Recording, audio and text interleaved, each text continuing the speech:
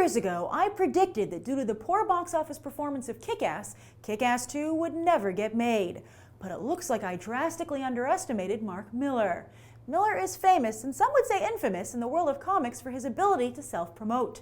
He's even launched his own line of comics, Millar World, complete with its own news magazine on all things Millar.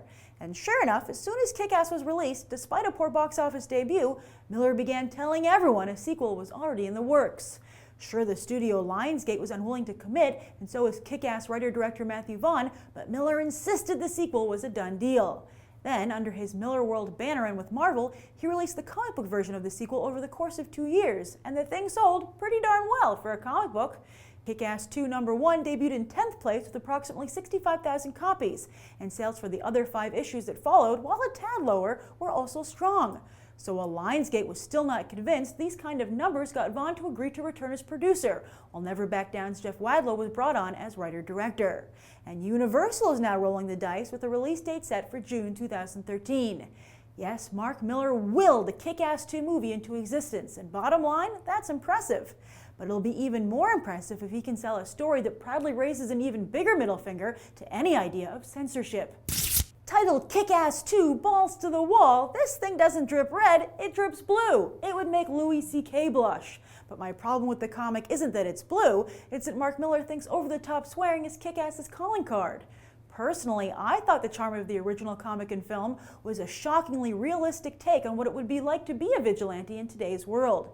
To me, Kick-Ass the movie didn't really hit its stride until Big Daddy and Hit Girl were ambushed by D'Amico. Then the film became almost poetic, like some kind of urban apocalypse now. This sequel, though, at least in the comic, actually sidelines Hit Girl, as she's promised stepdad Marcus that she'll hang up her cape. Kick-Ass 2 then creates its own kind of Justice League, which ends up taking on Red Mist's Legion of Doom. And while I love the idea of McLovin as a villain, the things his character does in Millar's sequel are truly disgusting and irredeemable. He does things that would impress only the Manson family, and who wants to watch that? And while comic book fan sites have buzzed about Russian bodybuilder Olga Kurkulina being cast as Mother Russia, this only seems to confirm that the film will follow the comic.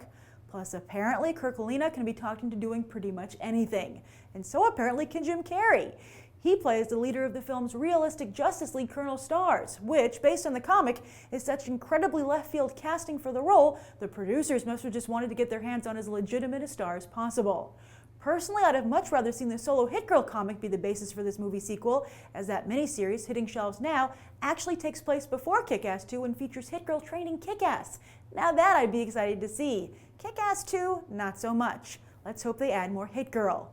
What do you think? Have you read Kick-Ass 2 or Hit Girl? And are you really interested in following the exploits of just Kick-Ass, even if it does mean meeting a militant Jim Carrey? And what other amazing opportunities can Millar talk his way into next? Write your thoughts down below. I'm Grace Randolph, and this has been a Movie Bite. You can watch more right now.